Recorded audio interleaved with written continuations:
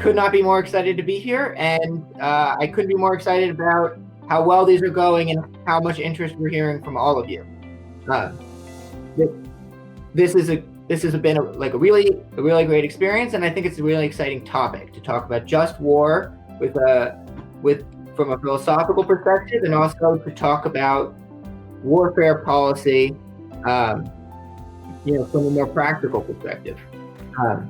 I'm hearing somebody. Let me know if I'm echoing. Oh, I see. Sorry, I had the volume up a little bit. So great. So welcome everybody. A couple ground rules to lay out before I hand things over to Dr. Cory. Please, everybody, be polite to one another on the chat. Nothing inappropriate, nothing rude. If you have questions for our speakers when we go into Q&A, please leave them in this Q&A section that you see next to your chat, the Q&A column, and I'll check those when I ask them for questions. So talk to one another when you're chatting. Tell me if there's food on my tie. Tell me if the sound quality is bad. But leave the questions that you want answered in Q&A under Q&A. So those are the main two rules. Dr. Cory has already asked me if I would introduce him with a terrible joke, and I said I would introduce him with a meme. So this is the meme that I found on the internet that reminds me the most of Dr. Cory. I don't know how these things keep getting sideways. So it's the Bernie Sanders soliciting money meme, but it's Socrates' face. So for those of you that know Dr. Cory, this is going to make perfect sense. If you don't know Dr. Cory, this will probably make sense to you very soon. I think it's a great meme format. I think it's extremely versatile. So if you guys think you know better memes in this format, please drop it for me in the chat during the lecture. And I'm going to go ahead and do the introduction quickly, and then I'm going to hand it over to you, Dr. Cory. So without further ado, David Cory teaches political philosophy in the Honors College and Department of Political Science at Baylor University. He is one of few conservatives to have survived in an undergraduate education at Oberlin College and Conservatory of Music, where he rather eccentrically studied ancient Greek and the tuba. After Oberlin, he studied law and his soul-searching year at the Old College in Edinburgh, worked unhappily as a stockbroker in Detroit, Baltimore, and New Orleans, and finally settled into a PhD in political science at Louisiana State University, where he also benefited from Weaver Fellowship through RSI. Dr. Cory is the author of The Sophists and Plato's Dialogues, and most importantly, this conference, The Just War Tradition, published by ISI. I'll pin you guys a link in the comments to that if you guys are interested in reading it. He's written more than a dozen articles in scholarly journals and on major figures in history of political philosophy. He's currently working on a book on the way Americans understand the meaning of politics. And he's here as an expert in philosophy to set the groundwork for what I think will be a really interesting talk on just war and national security in general. So, Dr. Cory, I'm going to disappear and come back in time for questions. All right. Thank you, Thomas. And thank you all for attending. I am going to introduce the Just War tradition to you, but I've only been given 20 minutes. So I can't do everything that I would normally want to do. I can recommend a book that I co-authored with J. Darrell Charles called The Just War Tradition. And I can also recommend this book very strongly. Let me see if I can get this to come up on the screen.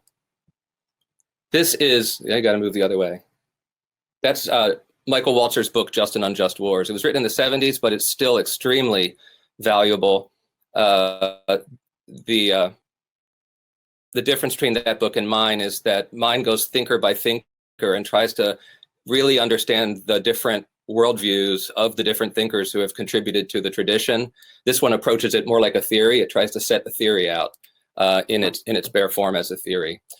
In the time I have, I just want to say something about what the Just War tradition is, and partly I'll do that by comparing it to two rival traditions. One is realism, and the other is pacifism. There are other traditions that I don't have time to discuss, but these are different frameworks for thinking about international ethics and war. And some of the big ones are realism, pacifism, liberalism. Liberalism has an international theory, Marxism. But I want to mostly compare the just war tradition to pacifism and realism to bring it into light. And then I'll show you sort of the architecture of the theory itself. I can't do all of it, but I can at least get you started. So what is the just war tradition? I didn't know that when I was an undergraduate, and I didn't even know it when I was a graduate student. I found out as a young professor what this tradition was. It's a thread running through history of a certain kind of thought about war and ethics. It begins in early Christianity, but it secularizes over time. That doesn't mean that the Christian inflections of the theory necessarily are obsolete. So the line of thinkers, I should say, I've posted a handout for everybody. And if you would look, there's sort of a handout button you can look at, and you'll find my handout there, and that'll help you follow my remarks. One of the things I put on there is just a quick line of thinkers that are associated with the tradition. Thinkers running from St. Augustine in the 5th century through Gratian, the father of Thomas Law, of canon law, Thomas Aquinas, Luther, and Calvin on the Protestant side. On the Catholic side, Vittoria and Suarez, Grotius, John Locke, our founding fathers, and up to modern day writers like Walzer, whose book I just showed you, and Elstein. I'll put a few other figures on there. So it's a line of thinkers who have something in common about the framework through which they look at war. Let me try to give you a hint of what that framework is by contrasting it with realism and pacifism. Let me start with realism. Realism as an approach to international relations, I think, is noteworthy for what it de-emphasizes as much as for what it emphasizes. It de-emphasizes the kind of ethical component of decisions to use force. What it emphasizes instead is a sober analysis of state interests and how these interests can be secured or advanced vis-a-vis other states. So realism is a tradition, just like the just war tradition is. It goes back to Greek antiquity. We find it expressed in the Melian dialogue of Thucydides, in the early modern political works of Machiavelli and Hobbes, and in a host of contemporary writers and strategists and political theorists. For realists, the relationship among states appears mostly, for most of them, as something like a perpetual state of war. The default state is war. Whether the war takes the form of actual battle or maybe more subtle peacetime posturing, but the default position in international relations is thought to be bellicose, is thought to be one of war. And for this reason, statesmen have to learn to use force as well as the threat of force dispassionately. And by which I mean without the full kind of moral scruples that would attend the use of force in domestic relations. So there's thought to be, for most realists, a kind of logic of the state that is ethically different from the logic that governs individuals under a domestic rule of law. It's more elastic, it's more forgiving, it's less morally demanding. Pacifism, by contrast, is the view that typically that war, whatever the question, war is not the answer. Pacifism comes in a number of varieties. There's religious pacifism, there's secular pacifism, there's pragmatic pacifism and deontological pacifism. We could look into that. But it generally is a doctrine against the use of war as an instrument of statecraft. Near blanket rejection of war. Now, what I want to do is look at the relationship between the just war tradition and these other two rival ways of thinking about it and try to give you a sense of what makes the just war tradition unique. And it's a complex question because of considerable areas of overlap between these traditions. I'll point out that the just war tradition shares with realism a keen awareness that man is often incorrigibly violent and unjust, and that war is sometimes therefore necessary in order to secure peace and to promote justice. So like realism, the just war tradition realizes the necessity of war to achieve certain ends. It also shares, though, with pacifism a profound sadness about war, as well as an indefatigable love of peace as an animating motive for whatever we do internationally. And I've often been tempted, I think wrongly, but let me just try this at first. I've often been tempted to view the just war tradition as kind of a middle position between realism and pacifism, where pacifism would use no force. Realism would be more permissive about the use of force, and the just war tradition would be more constraining in terms of ethics. And it's an okay way to think about it at first, but I really think a better way to think about it is that the differences between these three traditions are differences not of degree, but of kind. And I've put on your handout a kind of practical syllogism that I think helps clarify this. And I'm going to read the 3 steps of this practical syllogism, and it'll help us pinpoint the difference between pacifism, just war, and realism. Here's the logic that underlies the just war tradition. Step 1. If we desire to maintain justice and peace among nations, wars are tragically necessary. That breaks right there from pacifism. 2, humans are by definition moral creatures, and we wish, rare exceptions aside, we wish to act in ways that are regarded as good, that are morally sound. That's 2, to cast us as moral creatures. And the conclusion is 3, wars should be fought to the extent that they have to be fought at all, in ways that are compatible with our deep moral sensibilities, our deep moral concerns. We should try to conduct war in a way that meets our moral anxieties. So I find this helpful because you can see that the three different traditions really have different ways of responding to the challenge that is number 3. War should be fought that is compatible with our moral sensibilities. Pacifism breaks from consideration number 1. It refuses to acknowledge that wars are tragically necessary, and therefore it doesn't rise to the occasion of the number 3 premise or the conclusion. Realism puts a kind of question mark next to premise number 2. It says that maybe humans aren't by definition moral creatures, or maybe some humans aren't, enough humans aren't, or maybe even if humans are, in the anarchic conditions of international relations, we can't depend on that kind of morality. And therefore, 3, the conclusion that we should fight with strong moral restraints is not as troublesome for the realist. Okay, I hope that helps. I hope you'll look at the handout. I think that's a helpful way to show that this is a difference in kind. It's a difference about what justice requires and what human beings are, not a difference about how much justice to practice. Now, I think that the just war tradition offers something that these other traditions don't offer, and that is a very rich framework of language and principles for thinking about what ethics requires of nations that go to war. Pacifists don't have such a framework of principles. They have one principle, in effect, which is don't go to war.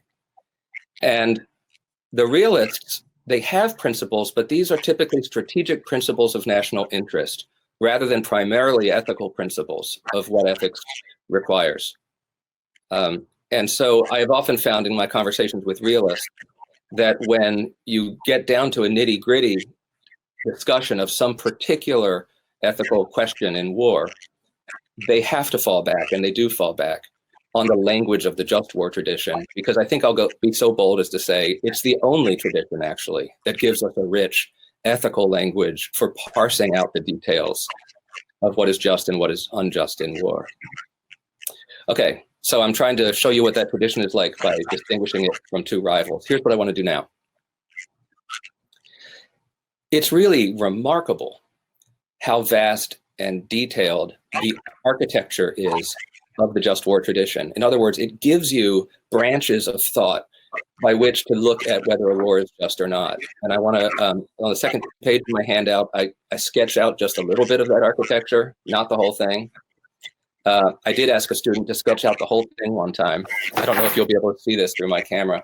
I know you won't be able to see all of it, but see if you can see any of it.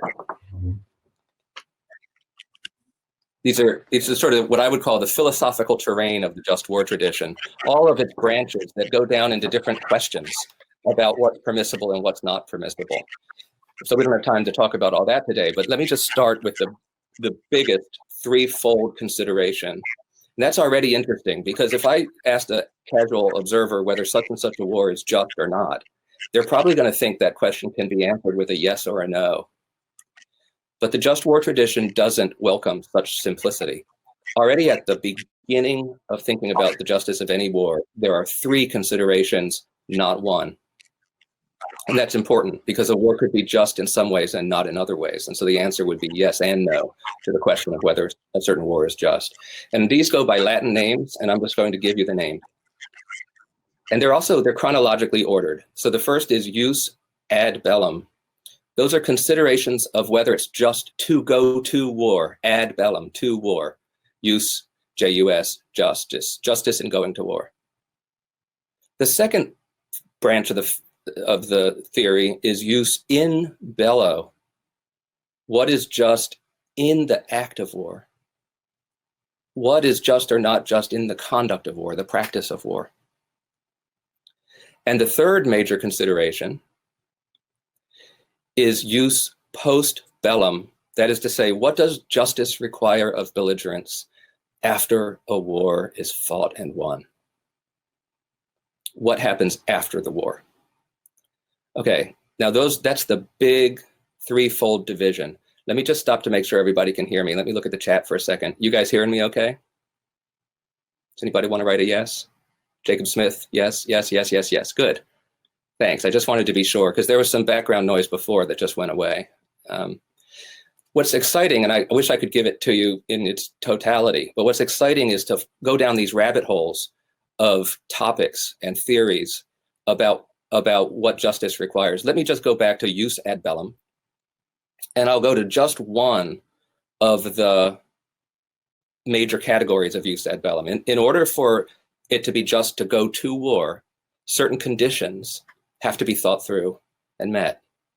And one, and only one of those conditions, there are about 10, but one of those conditions is called just cause. Do you have a just cause? But the theory, of course, doesn't just ask that. It parses out for you what over centuries have come to be thought of as potentially legitimate causes of war. And each of them has their own requirements. So for example, I'll just list a couple of just causes, potentially just causes. The easiest to imagine is self-defense. But there's also preemption. There's defense of an ally. There's intervention. Interventions come in three varieties: intervention to assist a secessionist movement, counter-intervention, humanitarian intervention. These are all potentially just causes. In the religious phases of the theory, there were also religious causes that were thought to be just. On the secular expression of the theory, these are ruled out. But if you just open the door to one of those, just take, for example, preemption. And this means striking before a first shot has been struck against you. Preemption typically isn't just because it doesn't respond to an act of aggression that has actually occurred. But it can be just.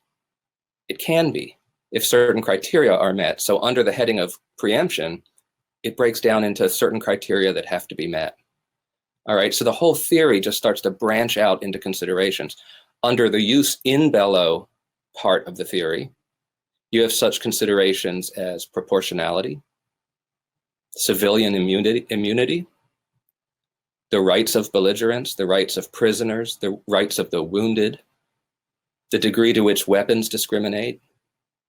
A sort of principle is there: don't do anything in war that could jeopardize the grounds of a future peace, right? And then jus post bellum, I won't even go into the details, but one could go into the various considerations of what makes one's conduct after war just or not.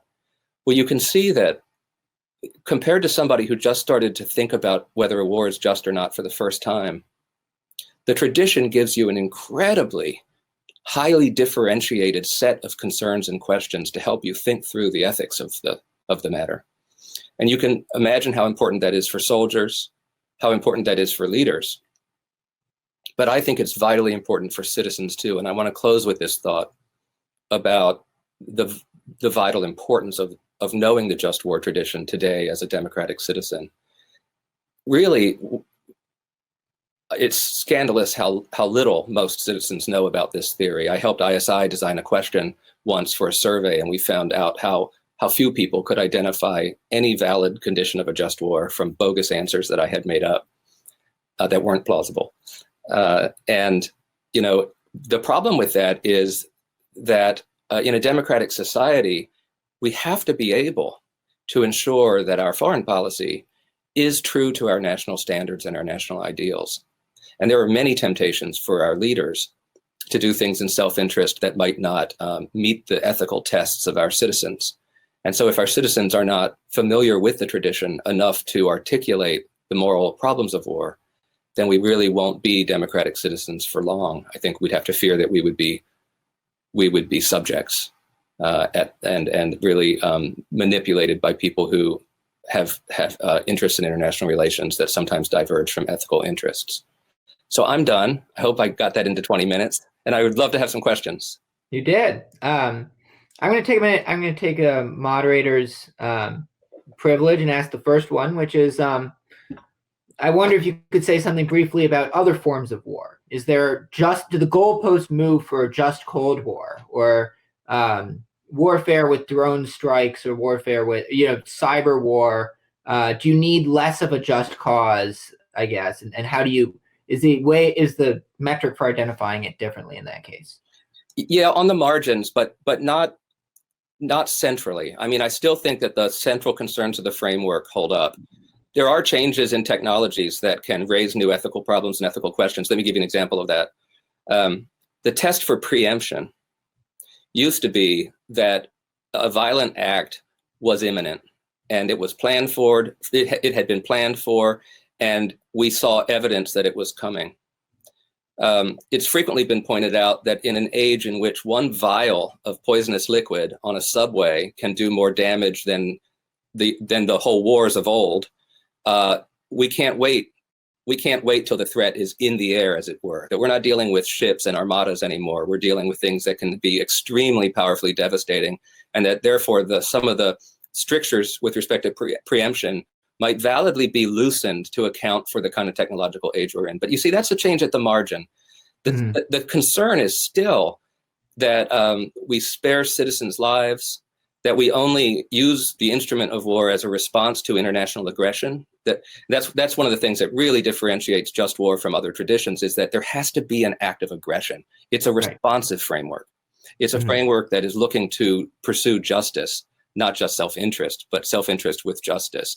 And so, yeah, I mean, one of the things about the drones, of course, is that they lead to civilian injuries and deaths. And so there's an old doctrine, I won't go into detail, but it's the doctrine of double effect that still is applicable even under these new circumstances. But again, I would recommend this to students because there are chapters on things like double effect, and you can quickly get a great overview of the just war tradition from Michael Walzer's book, Just and Unjust Wars. Okay. This next question is from our mutual friend, Jeff Paulette. He asks, can you give examples of wars that you think do or do not meet the criteria, and why? And I think more interestingly, second part is, do any do so fully? Is there anything that is, are there completely just wars? I think I don't think so. But the reason isn't that there weren't completely just causes. I think World War II was a just cause. But while I may favor the justice of World War II as a matter of ad bellum, whether there was a just cause to go to war, there's the problem of what we did in the conduct of the war, which even on the grand scale involved things like carpet bombing, which of Dresden, for example, where civilian lives were not as carefully guarded as they could have been. What we did was actually terrorism. We were using civilians as an instrument for putting pressure on the government, and that's not favored by the just war tradition. But even if we hadn't carpet bombed, the reason I can fairly confidently say no, there's never been a war that was completely just. Pretty confident about that. It's because of what individuals do in war. There's no war in which every individual obeys perfectly the ethical requirements of conduct in war. War is hell, and you unleash the dogs of hell. You do not control what happens. And that's why we don't want to get into war. We want to avoid it because it's so difficult to control. Okay, a lot of questions pouring in all at once, but one common theme is strategy. Is there a strategy element to is just war theory? Does it end with whether a war is just or whether certain means are just, or is there, is there strategy preference, or is that part of just war philosophy? Yeah, I mean, it's more of a restraint on strategy than it is a generator of strategic thinking. It insists that certain strategies be deployed with more concern than we might otherwise want to give to the well-being of innocent people. So, for example, we could charge a hill from which we're being shot, and we could have airplanes come over and just demolish the hill, but it would demolish the hill with the civilian lives that are on it.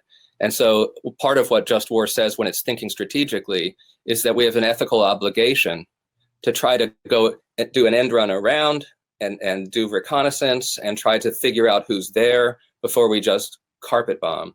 So the strategic side of the theory tends to be strategy for how we can restrain ourselves in order to eliminate injustice in our own pursuit. I mean, let's be honest here.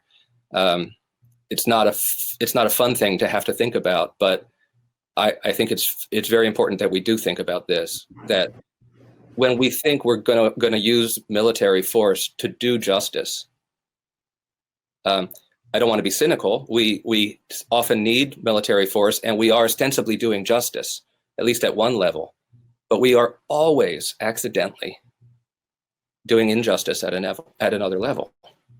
And so the ethical concern about that, we try to devise strategies that minimize the accidental practice of injustice while pursuing justice. This next one is from Chris Tamagli. He asks, are there ever situations where just wars become unjust? Well, yes. One of the ways that can happen, of course, it can become unjust. The easiest way is that you had a just cause, but the way you executed the war was unjust. Or you had a just cause and you executed the war fairly justly, but when it got to post-bellum and what you did after the war, you started stealing their stuff. That can do it too. But what often the easiest way to understand what's happening there, one of the criterions of a just war ad bellum is right intention. And the intention has to be to pursue justice and seek peace. But it's very easy in the midst of war for your intention to change and for you to see opportunities where you could actually self-aggrandize or try to have it end up in a way that's maybe more strategically useful for future security, but in fact isn't just, you're beyond the limits of what you could justly do. So there are all kinds of restraints on what you can do after a war. You can take reparations. I think a lot of young people are confused. They think if we took oil from Iraq, then that was somehow illegal. That's not true. You can take reparations to pay for the damages that were done by the aggressor, but you can't take reparations up to the point of starving them to death or punishing them in such a way that you actually bring about a future war, like in the way World War I was excessive with respect to punitive action and led by, according to many people's thoughts, led to World War II because of that. Where can people find this map that you sort of waved at our face very briefly and we couldn't get a chance to read? No, yeah, I put it up again. I always make my students do it at the end of the semester. They have to take all the books we've read from St. Augustine to Michael Walzer and Gene Elshtain. They have to find any new consideration, any new wrinkle. I don't even know if my camera can show any of that, but you can just probably see that it is a map. And so from the beginning, you can't find this map. That's the answer to your question. Only I have this map. And I would say one final very quick question, if you can do it quickly. Lots of people asking about gray areas. Oh yeah. So what is to be done when it's really when there's no clear answer one way or the other? This is one of the things that frustrates me about just war theory and people who think it's so tidy and it answers all your questions. It doesn't. There are tons of gray areas. I've written a paper that should be available to anybody who wants to read it. It's called The Ambiguities of Justice in War. and I concentrate on the gray areas. I'd be happy to share that with any student who wants to email me. My email is very easily available online, and I'll share that essay about gray areas because that's a very serious concern. Great. Well,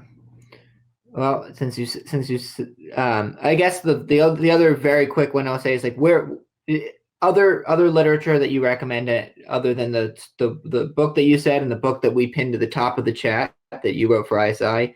Where else can people go? Yeah, Gene Elshtain's work is very good. There's a scholar named James Turner Johnson, and he takes a historical approach. It's very good. I like my book with J. Darrell Charles. It's called The Just War Tradition, and ISI has published it. But besides that, I mean, classic things like the Agamemnon, the Iliad, right? Henry V. These really legendary accounts of war, I think, are very helpful for thinking realistically about it. That's right. No, I definitely agree with that. Okay, well, all these are all such big questions. Unfortunately, I don't think we can launch into another one. But thank you all for your questions. Dr. Cory, thank you so much for coming on. It was really an enlightening talk. We appreciate your time. I'm going to ask Dr. Schanzer and Mr. Bandow to turn on their cameras, and we can move on to the next speaker. I'm going to turn mine off. Does that sound reasonable? That does seem reasonable. Thank you for this. All right, bye, students. Great to see you. So everybody, just thanks. Thank you for all your involvement in the chat. Why don't you let me know what your takeaway is?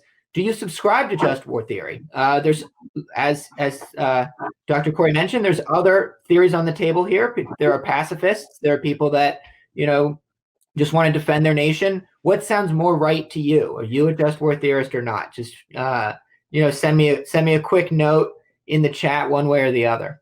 I'll also say, just say it again, but use the chat to talk to each other. Use the chat to talk to me. Tell me if my sound quality is good. If you have any problems getting the webinar software to work, etc. Use the Q&A to ask questions. So for that last talk, all your questions came in all at once at the end. The sooner they roll in, the better. Especially for this one that's coming up, that will actually be more of a moderated discussion. So we'll be able to take questions for a lot longer, which is good because I can tell this is a group of people that have a lot of questions. I'll also note, use your, if you're watching us on Facebook Live, I recommend signing up for the big marker so you can actually talk to us, communicate in the chat, look at the handout that Dr. Cory provided, ask questions to our speakers, etc. And if you are interacting with us in the big marker, please jump onto Facebook and share our live stream so other people can see what you're doing and they can see this conference. So with that, now we have both of our speakers on. You guys are both also being introduced with a meme because it's only fair. It happened to Dr. Cory. I had a lot of trouble finding something on the internet that I thought would make sense for both of you. So I found this that I think could be used to make fun of either of you, depending on what angle you're coming from. And I also thought it was an extremely funny meme. I also, I apologize. We're all young people here at ISI, so it's the best we can do. But we're in for a real treat. We have two different perspectives coming on with Dr. Schanzer and Doug Bandow. So I'm just going to introduce them both now. And we'll each take 10 minutes to talk to you one at a time. And then after that, I'm going to sort of engage in the conversation, and we're going to tease out the differences in their opinions. And at some point, I'll take the meme down. But first, let me introduce Doug Bandow.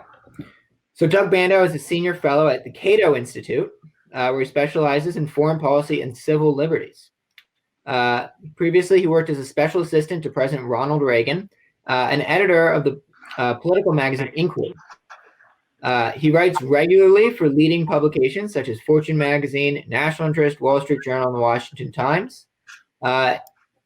Bandow also speaks frequently at academic conferences on college campuses, often through ISI, and business groups. He's been a regular commentator on ABC, CBS, NBC, CNN, Fox News Channel, and MSNBC.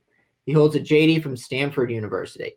So welcome to Doug Bandow. I'll also introduce simultaneously Dr. Jonathan Schanzer.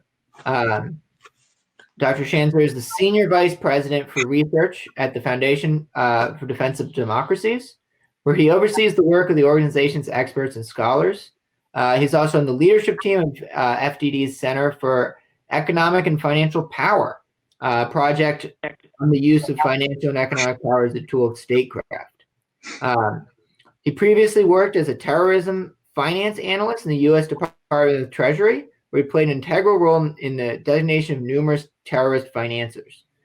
He held previous think tank research positions at the Washington Institute for Near East Policy and the Middle East Forum.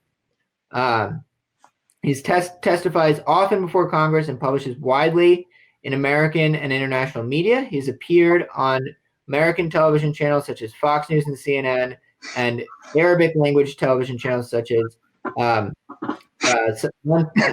Al Iberia and Al Jazeera. I apologize for butchering that. Welcome to both of you. I guess I'll ask Mr. Bandow, I'll take this down. Mr. Bandow, if you'd like to give us, your quick 10-minute overview talk. Okay. Well, it's a pleasure to be here. It'd be a lot more fun to actually have the conference in person, but we are struggling with some rather large issues across the country, so it's understandable that we can't. As Thomas indicated, I got my start in politics through the Reagan campaign, ended up in Washington because of that, went from there to the think tank and journalism world, got very interested in international issues. I also do a lot of work on religious liberty issues, religious persecution around the world. My political philosophy is one that I would call classical liberal. Europe would probably call it liberal, in the US more libertarian, but generally a commitment to a constitutional order, a limited role of the state, a vigorous civil society, strong protections for individual liberty. I mean, politically, my time in government was spent in the Republican administration, but I've long since lost much satisfaction for either party. And on a lot of international issues, these things get very much muddled up. I don't see much difference between, say, a Hillary Clinton and a John McCain and others. I mean, we see across the spectrum, both parties having kind of various, factions within them.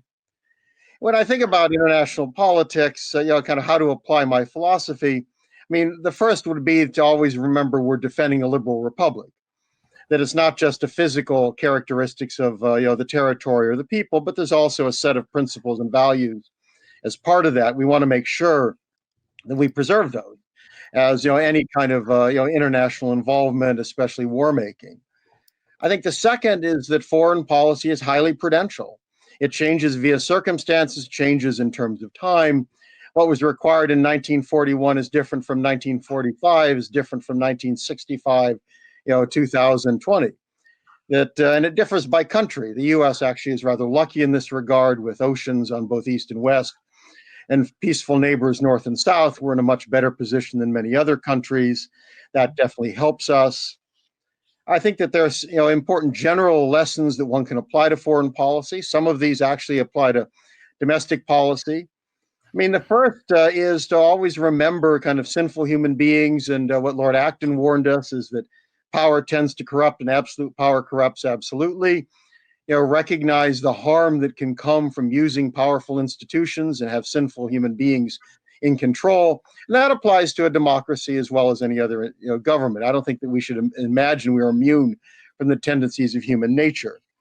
I think second is to recognize how difficult social engineering is. A lot of people don't like it in the United States, but then believe the U.S. can wander around the world fixing foreign countries. And the question is, can you transcend history and culture, geography, religion, ideology, politics? This isn't easy, especially when you start talking to folks in other countries. I mean, the US has, I think, in many ways, a unique, we talk about American exceptionalism, kind of a unique political culture or mission. We have to recognize Americans are not that much different from other people in the sense that other people are equally proud of their societies, they're equally nationalistic, they're independent, and they typically don't like other people trying to boss them around. The US likes to tell everybody else what to do, and it's not always appreciated. A lot of other folks, their view is let us live our lives. Why are you, telling us what to do? Fix your own society first. I think another issue which often gets lost is that intensity matters. American policymakers are kind of interested in everything. I mean, the Bible tells us that, God is concerned with a sparrow falls from the sky. And that's kind of the attitude in Washington. It doesn't matter where it is. Everything everywhere concerns us. Constitutional changes, political changes, any sort of thing will very often have American politicians lecturing other countries. But most of that isn't very important to the United States. I mean, the good news of being a superpower is while at some level you're interested in everything, most of that isn't vitally important. Most of that is not existentially threatening. Most of that, in many ways, doesn't matter an awful lot. But they do matter to other people. And almost all of those things have it mattering extraordinarily to other people. And that means they will react differently than the US. They are much more likely to spend money, take risks, fight harder on behalf of things that are vitally important to them. And that causes a difficulty for us because we want to do this stuff on the cheap, and they're quite willing to invest an awful lot in taking their incentive. They're taking their positions. And incentives matter. If you start thinking about when the US takes policy, it's not just we do this, but it has an impact on the behavior of other societies. For example, we give a lot of security guarantees, and the view is that deters aggression, it deters other countries, and certainly it does, but it also ensnares us. It ensures that we're involved if something goes wrong, and it encourages irresponsible behavior. Why should NATO countries spend a lot more on the military if they think we will take care of them? I think there's a good argument the country of Georgia, thought the US would protect it from Russia, took irresponsible risks back in 2008. People respond to those incentives that we help create. Now, the US government has a number of foreign policy tools: diplomacy, economic aid and trade. It uses sanctions. That's become a favorite one. The Trump administration is using sanctions far more often than any of its predecessors. Every day there's a new sanction on somebody somewhere. And military, we threaten military action, and sometimes we take it. And there is a difference between that. Sometimes we threaten it, and we probably don't want to take it. There's an issue of credibility and bluff built into that. And I think that the danger with current policy is that we tend to view especially military action and to some degree sanctions as the hammer that we hold that we're very good at. So every problem around the globe looks like a nail. So if you want to solve something, of course you should use the military because the military is quite effective. But we have to recognize what it's effective at. It's a blunt instrument. This is not soul molding. I mean, the military is very good at blowing up other places. It's very easy to blow up and destroy. It's very hard to fix. And we've certainly seen that in the Middle East coming out of countries where we've been involved. And I think that if you think about military activity especially, number one, it's always expensive. The defense budget is the price of your foreign policy. If you want to do a lot in the world, you've got to have military force structure. The worst thing you can do is to try to do everything and not have the structure to back it up. You either look stupid and lose credibility, or you get your people killed. So the more you want to do, the more you have to have. If you want to defend, lots of countries, you want to be able to intervene, you want to be able to rebuild failed societies, you have to have assets. It costs you money. The second is lives. People die in war. And Americans die, and the good news is we save a lot more lives who are wounded than we did in the past, but we have a lot of people with grievous injuries, that have come out of recent conflicts. But foreigners die too. I mean, Iraq is an absolute travesty. I mean, trying to know how many people died is very hard. There are estimates that go up to 1 million. Those seem excessive. They're based on methodologies that people argue about. But the Iraq body count figures something like 400,000. It's the Iraqis who've tried to keep track. 400,000 deaths, coming out of that sectarian conflict would be one reasonable estimate. That's a lot of foreigners to die. We have to take that into account. Liberty at home is affected. The social critic Randolph Bourne, coined the famous phrase, "War is the health of the state." Ironically, he died in the Great Flu epidemic a century ago. Terrorism is also part of this. I mean, for the most part, people don't attack America because we have a First Amendment and we're so free.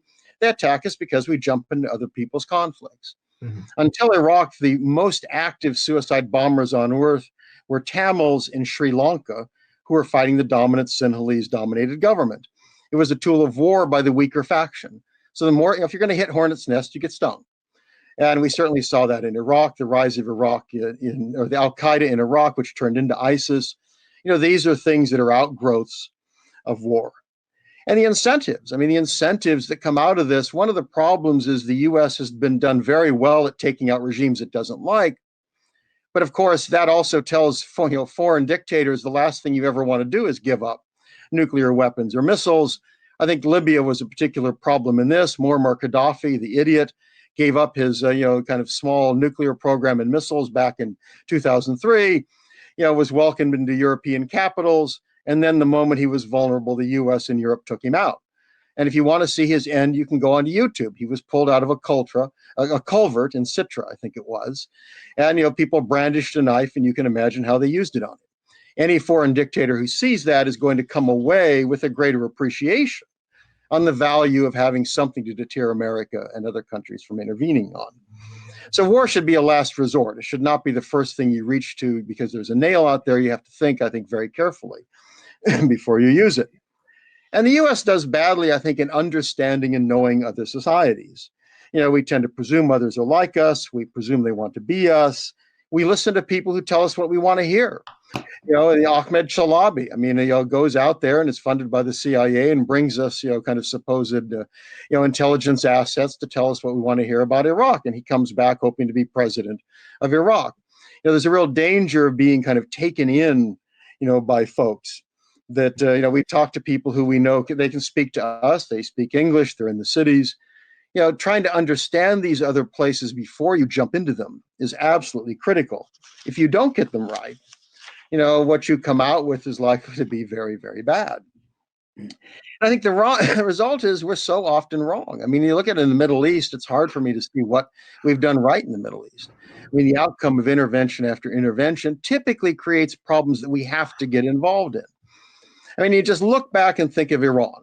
The U.S. back in 1953 helped overthrow, kind of a democratic government. The prime minister there, Mossadegh, taken out. He was a leftist, going to nationalize British oil. We didn't like what he was doing to East Germans and others. So the Shah of Iran takes over. The Shah is, a nasty character. Opposition builds to him. He's taken out. And, you get a broad-based revolution. And the tragedy, of course, is the people with the guns are the ones who wins, who are the Islamists. So then in the 1980s, we supported Saddam Hussein, who invaded Iran. And we supported him with intelligence, reflagging tankers, kind of chemicals and things that arguably were used for his chemical weapons. And Iranians know that. And of course, then Saddam Hussein wants to go and take out Kuwait for a number of reasons. We support Kuwait against him, but we don't want to take him out of power. We have put troops into Saudi Arabia. Even U.S. officials admitted that was one of the things that really grievances of Osama bin Laden were troops in the Holy Land. And then, of course, we have another war. This goes on where suddenly you never get out because every step you take creates yet new problems. There's blowback, unintended consequences. Nobody imagined that. How could that happen? And lo and behold, it happens again and again. You look at the outcome in Libya. A decade after we took out Muammar Gaddafi, the place is still riven by civil war. Indeed, all of our friends, the Saudis and the Turks and the Europeans, Qatar, everybody's involved on a different side. There are two different factions now fighting. This is something that's, you think of the horror that's been visited upon the Libyan people out of that. We're helping the Saudis, of all people, slaughter Yemenis for no obvious reason other than they want a puppet regime in power. Why are we involved? Well, we're involved because we were worried the Saudis would be upset. We were negotiating with Iran over a nuclear deal, which has since been thrown out, but we're still helping the Saudis kill Yemenis. What's going on here? You look at these things that go on, you have to ask what really is America doing?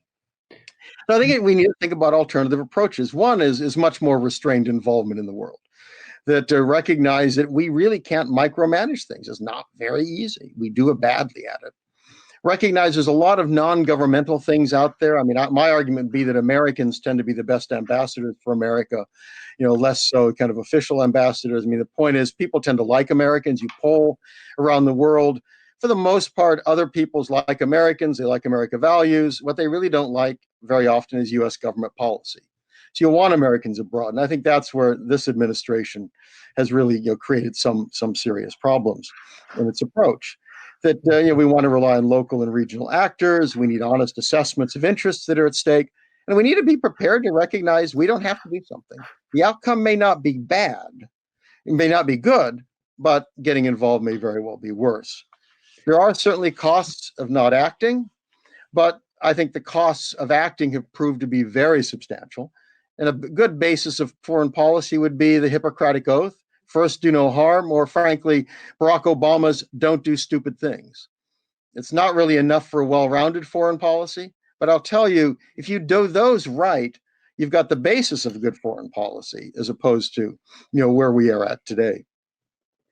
All right, great. Well, thank you, Mr. Bandow.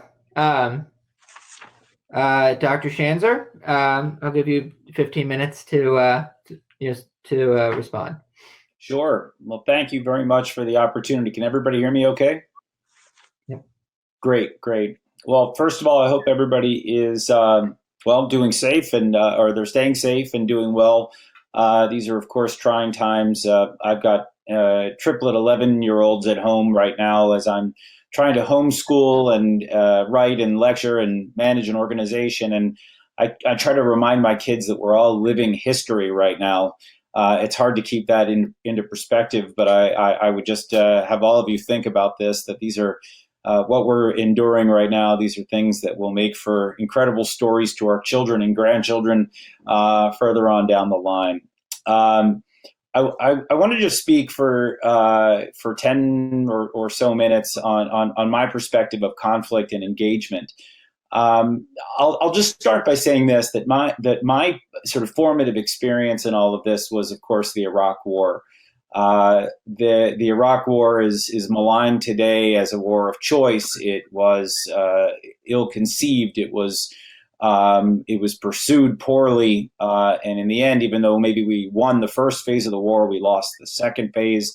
I can tell you as a young analyst that was speaking on television and writing, this is probably the greatest regret of my early career that I supported this war.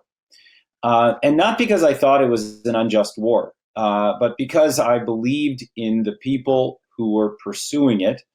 The things that I heard from officials at the Pentagon were simply not true. And so even though I believe the war was just and that Saddam Hussein was a terrible dictator and he had done terrible things to his people, and there was in fact a threat to the American people as a result of him staying in power, the people who thought about this war, the people who planned it, the people who executed it, did it poorly. And I think that there is a lesson in there. But more importantly, what I would stress after now having some time to think about this is that not every war is destined to be the Iraq War. And this does seem to be the sort of mantra right now, that anytime there is another conflict that presents itself and America has to make choices about whether it will engage or not engage, the Iraq War is the first reference, and probably the last reference as well, that this was a disaster and that we can't go into that again, and that we're destined for that. We're not. I think the sort of guiding principle of don't do stupid stuff it still needs to be adhered to, and there can be ways of fighting wars that are more responsible or less responsible, and we need to be smarter about that. And I'll get to some of the tools that we have toward the end of this. I'll say also this before I start diving into some of the history is I don't actually know anyone who wants war. I don't think anybody sits there and says, yay, I can't wait for another conflict. What I see are people that are disagreeing on how to achieve peace. Or more to the point, people are disagreeing about the right level of global engagement. And right now, I think at this moment in American history, we are seeing political leaders and political thinkers who want to disengage and they want to turn inward. And then there are those who believe, as Ronald Reagan did, that we can achieve peace through strength. He was, of course, invoking the Latin adage, if you want peace, prepare for war. We've heard other thinkers like Sun Tzu and Karl von Clausewitz offer similar advice throughout history. And the other side of that argument, the sort of flip side of what they would endorse, is that weakness and irresolution invite aggression. So does withdrawal and retreat from wars. And this would include wars that we're already fighting, wars in Afghanistan, Iraq, even Syria, where we have a small presence. When we leave, we signal to our enemies that we are not resolute, that we are willing to be defeated. And this has been, I think, ignored in large part by isolationists that have risen to prominence in recent years. And their arguments right now is that the wars that we are fighting are what they call forever wars. Forever wars is what they invoke as their rationale for ending all of our conflicts. Whether they are just or unjust, we are now talking about ending them because they are going on forever.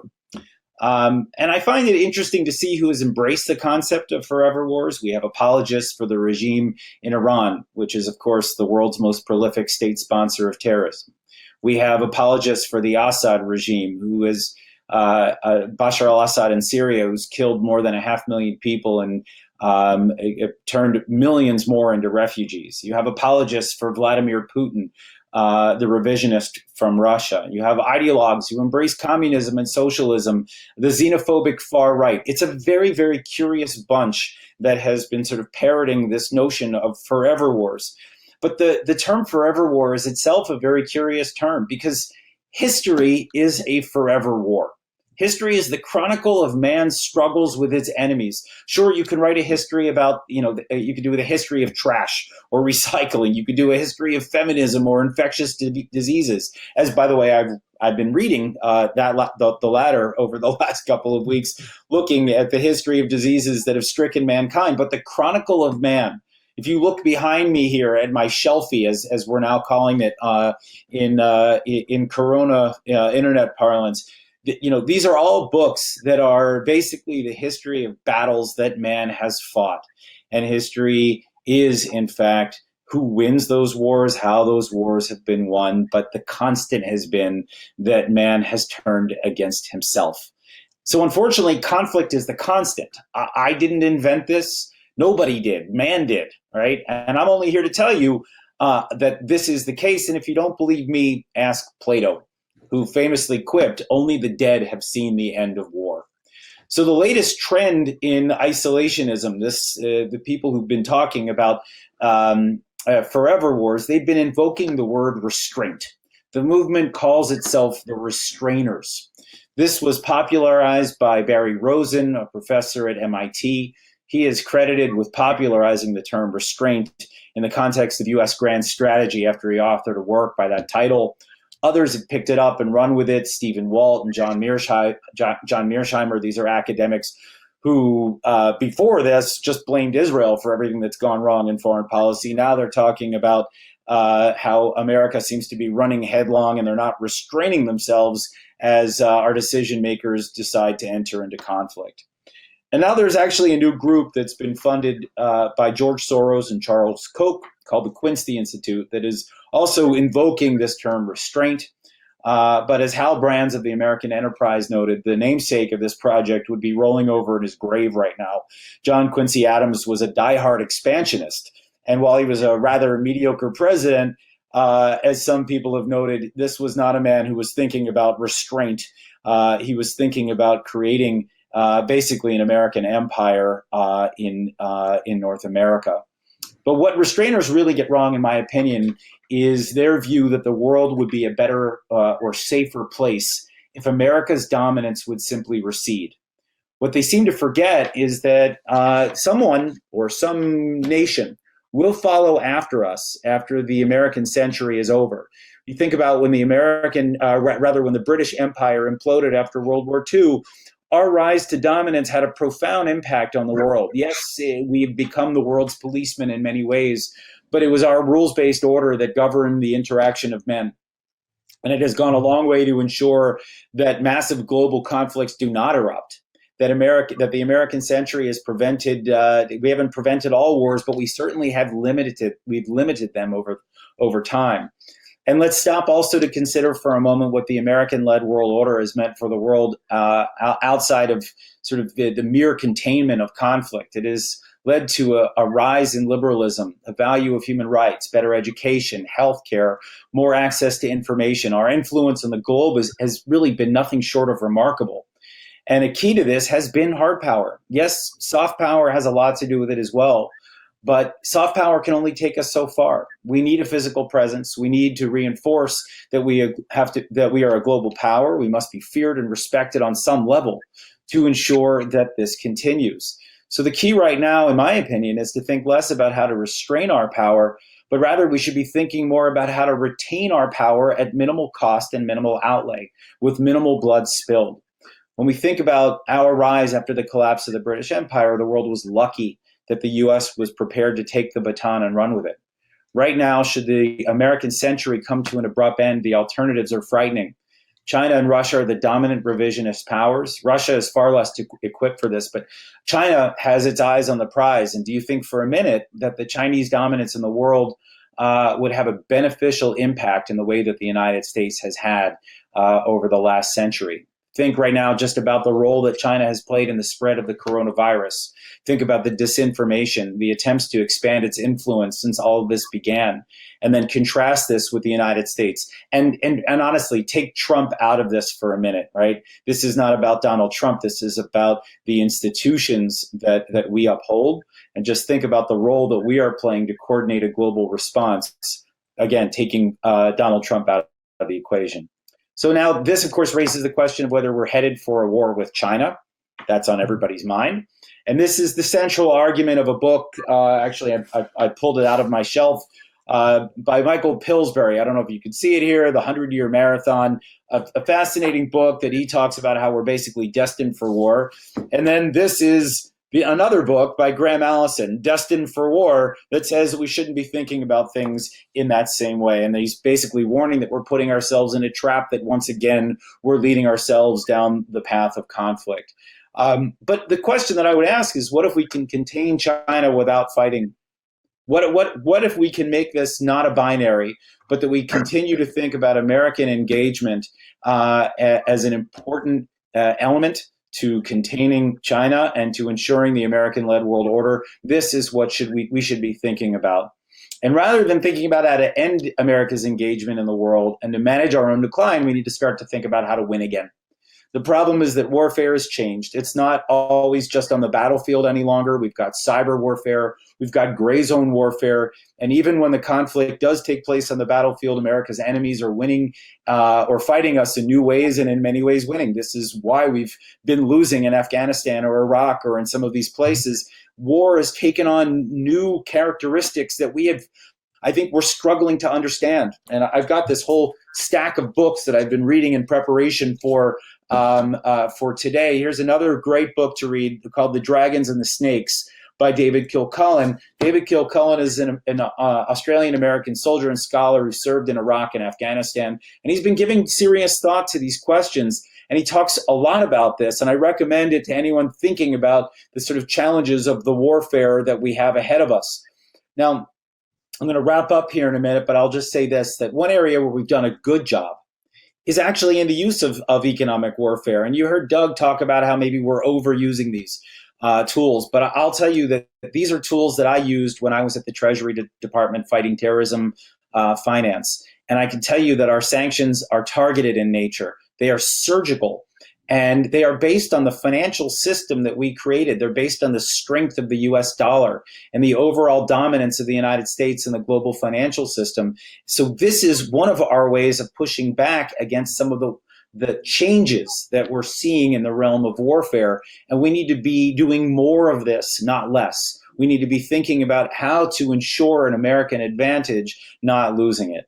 But yet we see isolationists and the restrainers hammering away at these tools. particularly the way that they're being used and applied against Iran and Russia. They argue that we're only heading to war through the use of these tools. And the implication is that we should just simply stop trying to influence global conflicts and global politics. But to summarize here today, conflict is a constant. Even while we have made mistakes, America has played a positive role in the world. The American century has brought about remarkable wealth and health and prosperity. And what could come next is frightening to think about. So we need to think not so much about restraining our power, but as retaining it, and to do so with great wisdom and with great care. Nobody wants war. Nobody wants conflict.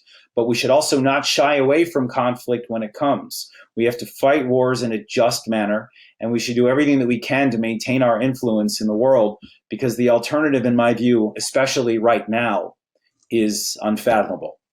Thanks. All right. Well, thank you both.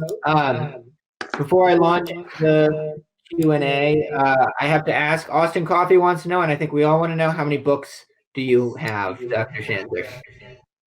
I've not counted. I know how many vinyl records I have, but I don't know how many books. There's just too many. Looks like a lot.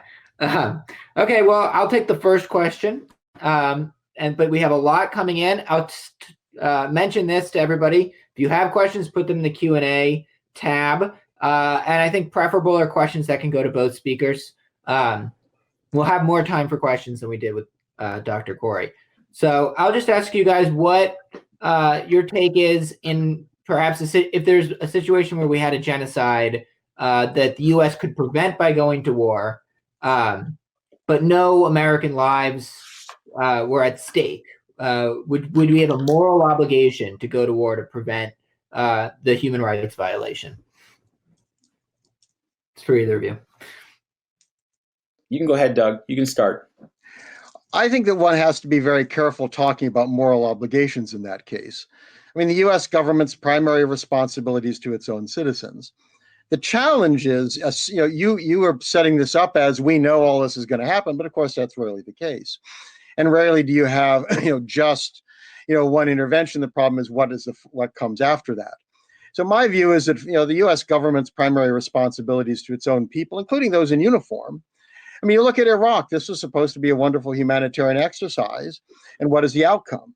So, if it's hundreds of thousands of dead Iraqis, it's hard to call that a moral exercise. So, if we had the pure, intervention where basically nothing bad happens, everything's wonderful, we go in, kill some bad guys and leave, that sounds pretty good. The problem is the world's full of this stuff. So is it really every one of them? How long do you have to stick around? What risk are you going to take with your own people? What's the blowback you're willing to take? We all look at Rwanda, and I think that's the one that everyone thinks maybe you could have gone in, killed some guys with machetes and left. But even, places like that, the follow-on, the guys who took over aren't very nice. You look at places like Kosovo and other things, again, the guys who take over aren't necessarily very nice in what they do. So I think it's very hard. You have to be very willing to, careful risking your own people intervention in a case like that. That's the most appealing case, but I think it retains some very serious problems. What I would just say here is, look, when you have a conflict where you have the risk of a genocide, the first order of business is diplomacy. Right? You start to engage on a diplomatic level. You try to pull together a coalition. The problem that we have right now is that the international system is simply broken. We try to work through the UN, and we know how the UN operates or doesn't. As it's famously now known, it's a weapon of mass discussion. People sit around and they talk, but they don't actually accomplish anything at the United Nations. And then, of course, at the UN Security Council level, you've got vetoes by Russia and China, and you basically will thwart any Western-led initiative to save lives. And this is a huge problem, and one that I think we're increasingly going to have to address because the revisionist powers are taking over the institutions that were designed to try to preserve a more liberal world order and to prevent conflict over time. We have not addressed this, and it is a huge problem, and you could probably do a whole other webinar dedicated to the problem of this alone. From there, by the way, I would say the next step is sanctions. Again, you can talk about how we've overused them, but to put a price on this economically for those that support a genocide or that are perpetrating a genocide, this is a low-cost way of doing it before you enter into conflict. From there, the next step, and I'm just giving you the playbook that is now being used by Democrats and Republicans alike. The next step is the by, with, and through sort of campaign where we use proxies to try to mitigate conflict, where we have a small footprint of American servicemen on the ground working with a larger group of people that have more skin in the game in terms of trying to fight, let's just call them the bad guys in a given conflict. That small footprint, it should be the way we move forward. It's how our enemies are doing it. It's how we should do it. But I will say this, as it's a cautionary tale here. When we think about what happened in Syria, where there has been a genocide, okay, let's just be very clear about what's happening there. You've got hundreds of thousands of people that have been killed. You've seen ethnic cleansing since the war broke out in 2012. We have a situation where the U.S. said, well, we're not going to intervene. We've decided that this is not in the American interest to get involved in this. And you look now at what has happened, it shows that Russia is now in charge of this part of the world. They control the skies. They are empowering Iran. They are empowering the Assad regime. In many ways, I would say that they have exacerbated some of the extremism that we've seen in that part of the world. And there is no end in sight to the slaughter that's going on. And that is not, I would say, it should not be our preferred outcome. Yes, we can say that we don't have a direct role to play, but at the end of the day, if what we're trying to do is to preserve a world order that reflects our values, then I think we've made a huge mistake there by standing down. Thomas, let me just say something very quick here, which is, Syria is not a genocide. It's a low-grade civil war. Plenty of those people have been killed by jihadists and radical groups that have been supported by particularly the Saudis and the Qataris. Idlib is controlled by what used to be called al-Nusra, which is the al-Qaeda affiliate. Low-grade civil wars tend to be very, very expensive. Estimates in terms of casualties have more, Assad supporters killed than the others. I mean, this is a messy situation where there's no good outcome, and we should have no illusions. Mm-hmm. You talk to Christians and Alawites in Syria, I'll tell you, those people are not looking forward to rule by the insurgents. So this is one of those complicated situations. Right. I'll just respond to that when you look at what the jihadists are trying to do, this is genocide. I'm sorry, when you look at what they have done to Christians and other minorities in that part of the world, when you look at what ISIS has done, when you look at what Al-Qaeda has done. You're the ones, not Assad. I mean, that's the problem. These are the people and then when you look at what Assad's done, he's been trying to basically eradicate Sunni strongholds and destroy in other words, look, this is a messy situation, and I'm not advocating that we need to deploy hundreds of thousands of troops in the way that we did with Iraq. But I do think that a by, with, and through campaign along the lines of what we have done, coupled with sanctions, but also increased involvement. But I will say that not doing anything at the time that we did, this was a huge mistake on the part of Barack Obama. When you look back at what happened in 2013, when he decided that it was not in the American interest to engage, what he did is, instead of potentially being able to prevent the mass slaughter that we've seen, we now see a conflict that has led to more than 500,000 deaths. And millions and millions. I mean, I think right now the number is 4 or 5 million people that are refugees. And those refugees right now, if you want to say, well, it's had a minimal impact on the United States, look at the flow of these refugees as they have been forced out of places like Syria into Turkey. And now the Turks are letting them flow into Europe. And you're looking at these refugees spreading coronavirus. They are. There is no question about it. There is a public health component to this now that was unforeseen. And I would also add that the lack of public health protocols in Syria alone right now means that as the rest of the world contains the coronavirus, you will see a proliferation of this virus in Syria. You will see untold numbers of people that get infected, people who fall sick and die. But then we will have a problem of, once the West has contained this, it will come back again because Syria was never treated. So we do have a responsibility to try to help some of these conflicts. I'm not saying we're going to have all the answers, but to wash our hands of it and walk away, means ceding this to other forces, whether it be Russia or forces that we can't control. And I, for one, don't believe that's an American value, and I continue to assert for global engagement on the part of the United States. Flooding the conflict with weapons inflames it as opposed to stops it. So, I mean, again, we kind of inhibited negotiation by telling both sides early on Assad had to go. Neither side had an incentive to negotiate. So these things are very complex. It's hardly a simple thing to get involved in. Right. I'm going to bring in some of the student questions, although, I mean, many of them were on this same topic. I'll keep us in the Middle East. Robert Leamer wants to know about Afghanistan. He says Afghanistan has been in conflict since 1979 with the Soviets and the Civil War, with the U.S. And he says, is conflict in Afghanistan just? How is an unwinnable war just, as he puts it? To either of you?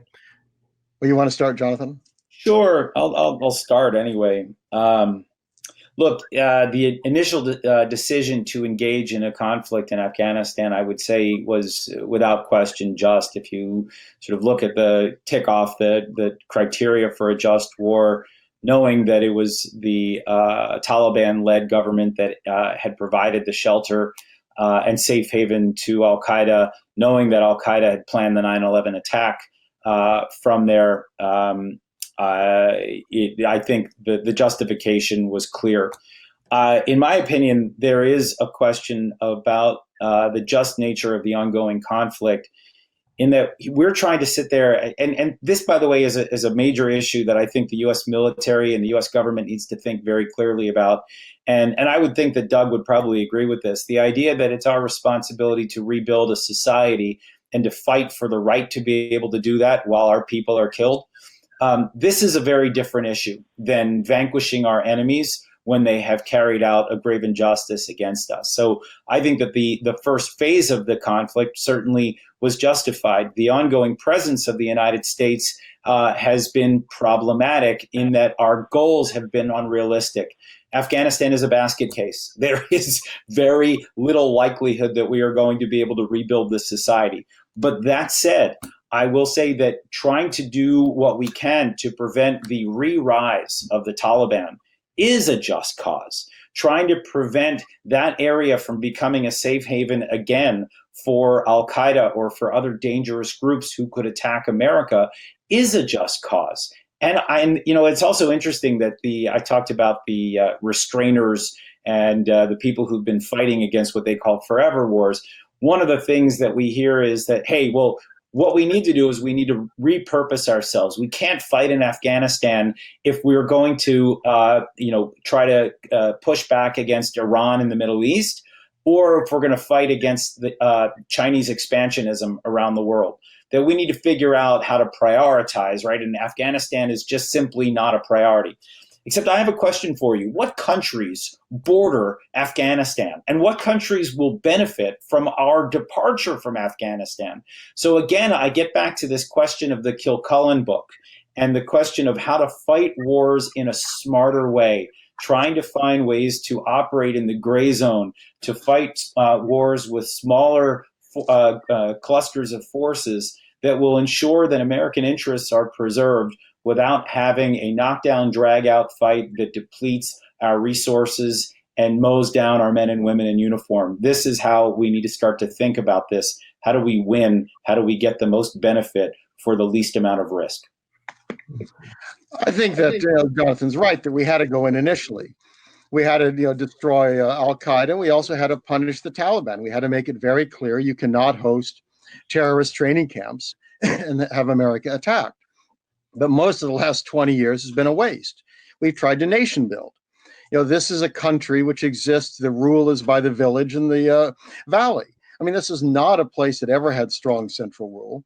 You go to Kabul today, at the end of a long road, there's the remains of the palace of the king. They used to have a king, but it was light rule. It was a place that was relatively liberal.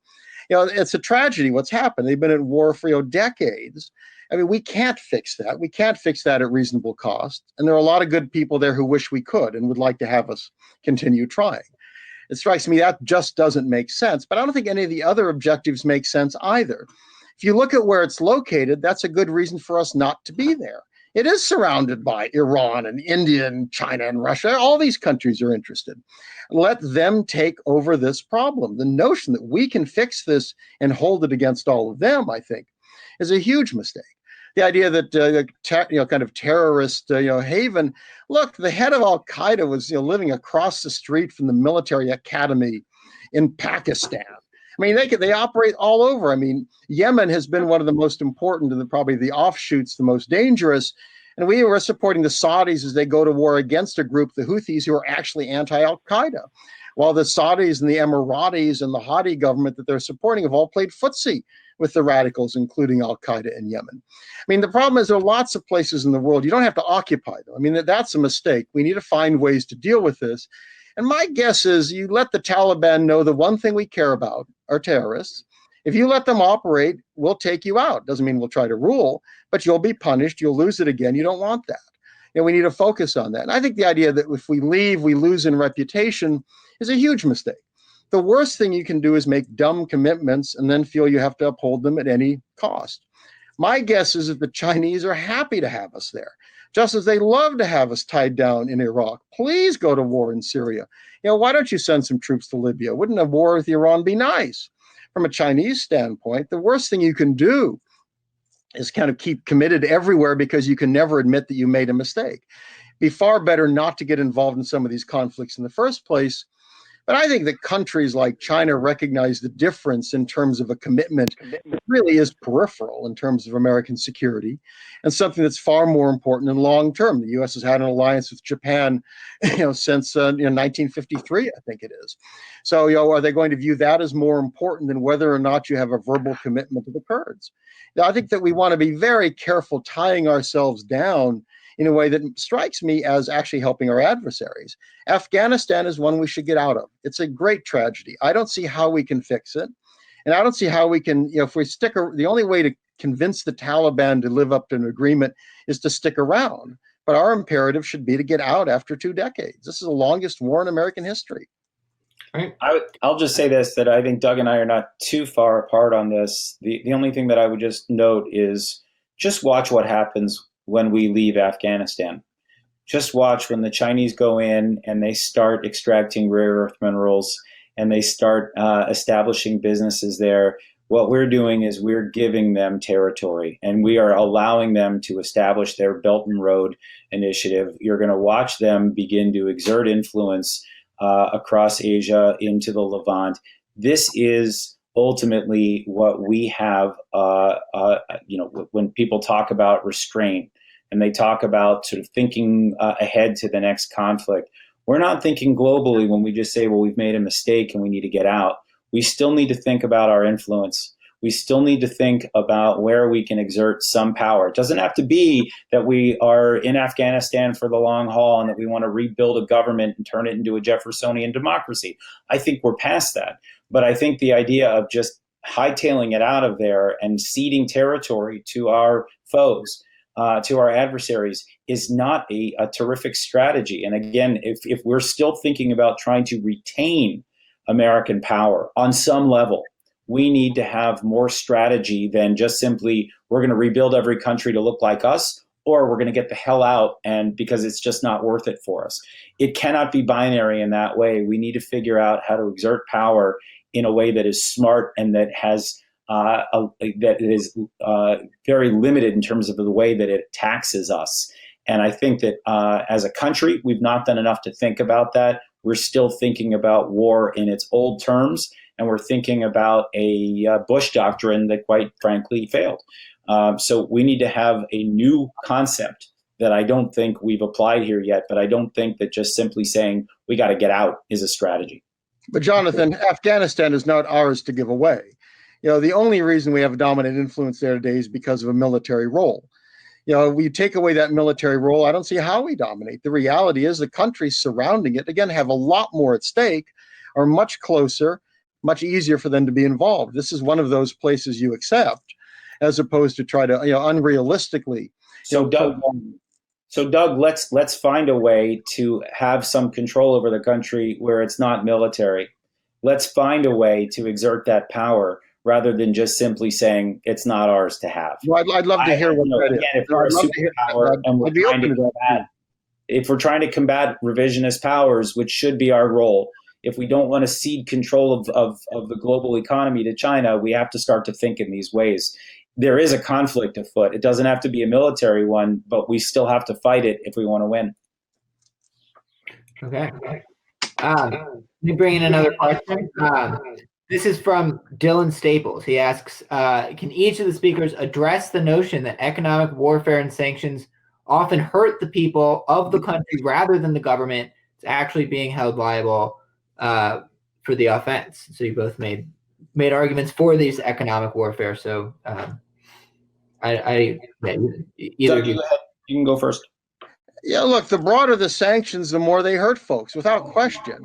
Elite usually take advantage. If you're in control of the apparatus of the state, you're much less likely to be harmed. We've tried to come up with things like smart sanctions, target individuals, target groups, target companies.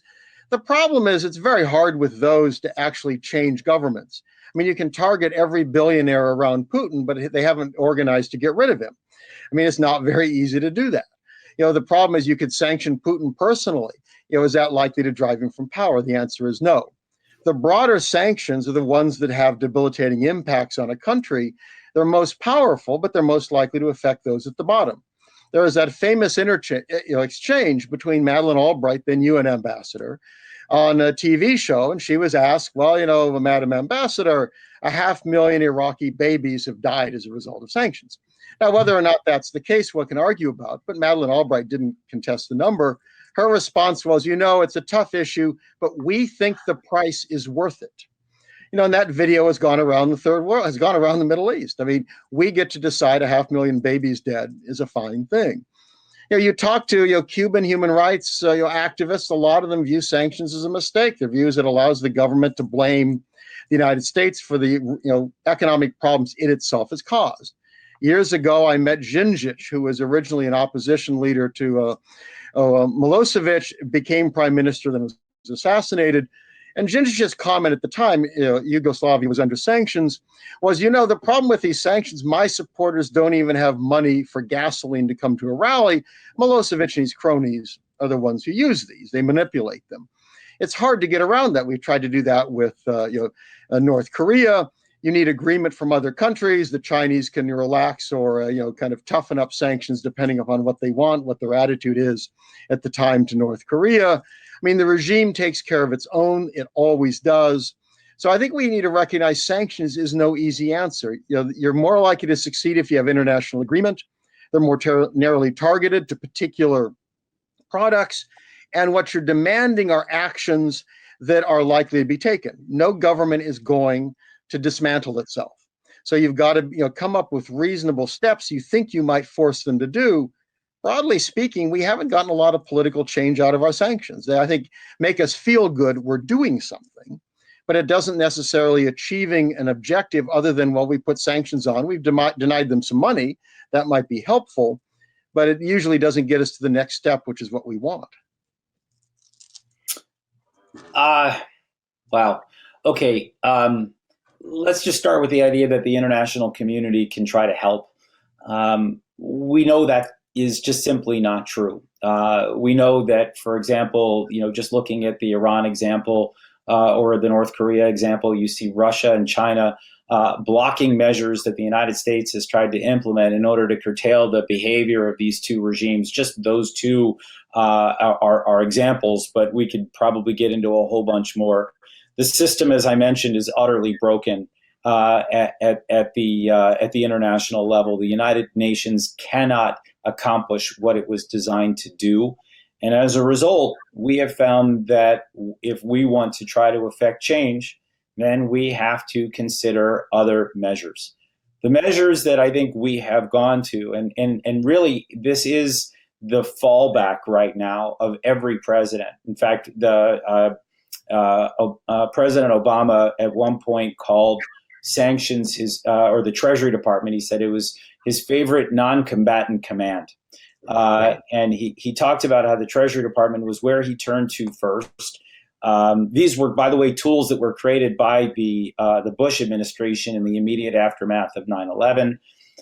And we still see them being used today by the Trump administration that goes to these things first. They cannot be deployed alone. They have to be deployed along with robust diplomacy. Otherwise, they don't work, because you have to be able to explain what it is that you want a given government to do while you're punishing them at the same time. And I would say that actually, in the case of North Korea, they're working relatively well. They're keeping the regime at the negotiating table. Yes, the people are paying a price, but it's because the regime is paying on the pain to the people below them. But this is not going unnoticed by the people themselves. A really good example of that right now is what's happening in Iran. The people of Iran know that the regime is paying forward its sanctions. They're pushing them down to the people. They're trying to save money at the expense of the people, whether it's with coronavirus or with other services that they need. And as a result, frustration is building. And we now see an Iranian regime that is under immense pressure, that the very legitimacy of the regime right now is in question. There are people that are openly wondering whether the regime will be able to survive this crisis. Now, of course, this is being aided by an act of God, or maybe, as some people would say, a Chinese bioweapon. But the point being that sometimes you can't foresee what happens here. But what we know is that maximum pressure was pushing the Iranian regime into a place where it was having fewer and fewer answers to its own people. And that is ultimately what these sanctions should do. And I will just say this, that yes, there are broad sort of napalm-like sanctions, right, that just hit an entire country. But broadly speaking, that is not what America engages in right now. What we do is we have targeted sanctions. These are smart sanctions. They are surgical sanctions. And the goal is to go after the individual bad actors. And there are actually a few things that they can do with that. Number one is it deprives them of cash to the extent that they're invested in the rest of the world. But then there is also the other part of this, which is the name and shame operation of surgical sanctions. When you name and shame a given individual, this is not lost on the people of a given country or other countries around the world that might have normally engaged. And so you could see, defense businesses, defense contractors that work with Iran all of a sudden finding themselves squeezed because of these sanctions, and they can't work with the rest of the world. This does have an impact, and it is really the best tool that we have at this time, short of all-out conflict. And if what we're trying to do is to avoid conflict, everybody should be welcoming the use of these tools while we can use them. Look, you look at internationally, you need support from a country like China if you want to have sanctions on North Korea. That's the reality. China, changes its policy depending upon how angry it is with North Korea and what its attitude is towards the United States. Without that unanimity, you've got problems. And that's why you really want to you're most likely to succeed if you have that. Iran's under pressure, no doubt, but it has yet to accede to the demands of the administration. Mike Pompeo gave a speech with 12 conditions that essentially said Iran had to surrender an independent foreign policy. The only thing that was lacking was a demand that the Saudis be able to appoint a governor in Tehran to enforce the U.S. policy. And the Iranians have said no. I mean, they've refused to negotiate. So, yeah, we've impoverished them, but we haven't gotten the objective that the president articulated of having a new negotiation and a new and better agreement. The North Koreans are feeling it, yeah, but they've developed nuclear weapons, they've got missiles, and they've been moving forward to an intercontinental missile. I think that Kim Jong-un is more interested in economic development, but he's not prepared to go the way of Muammar Gaddafi. Sanctions are simply not enough. There are targeted sanctions out there, but again, let's see the results. Yeah, people are embarrassed, but I haven't seen the political changes we want. And most of these, again, the sanctions on a country like Iran, North Korea, these are very broad. And there's no reason to assume if you blow up the Iranian regime, the good guys win.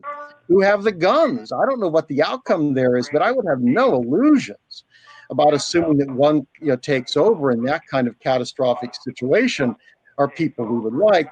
And finally, our use of secondary sanctions is going to risk the dollar standard. Countries around the world are angry. And we've just sanctioned Germany for having a natural gas pipeline, having it built with Russia. We've sanctioned European companies. That has created extraordinary anger among the Europeans, as well as sanctions on Iran. They used for the first time this new vehicle to try to get around the U.S. financial system. And you've put them in league, frankly, with the Russians and the Chinese looking for alternative payment systems. Arab countries have talked about it. It's very hard for them to do, but at some point you risk overreaching, at which point everybody says, we've had enough of this, and they start looking for alternative financial mechanisms.